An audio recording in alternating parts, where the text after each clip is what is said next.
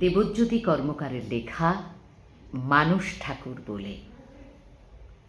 কত রকম ঠাকুর আছেন, কত রকম সাজে। কারো হাতে ত্রিশূল আছে, কারো বাঁশি বাজে। তোমার হাতে কিছুই তো নেই, তবুও তুমি ঠাকুর। বসে খেলেই তোমার গানে সকাল সন্ধে দুপুর। আবার দেখি ঠাকুর ঘরে তোমার ছবি আঁকা। সারা বছর ধূপের গন্ধে সলতে প্রদীপ রাখা। সব ঠাকুরই অস্ত্র হাতে বিপদ থেকে বাঁচার। তোমার শুধু নোবেল ছিল, সেটাও নাকি পাচার। কি রকমের ঠাকুর তুমি, প্রশ্ন মনে সবার।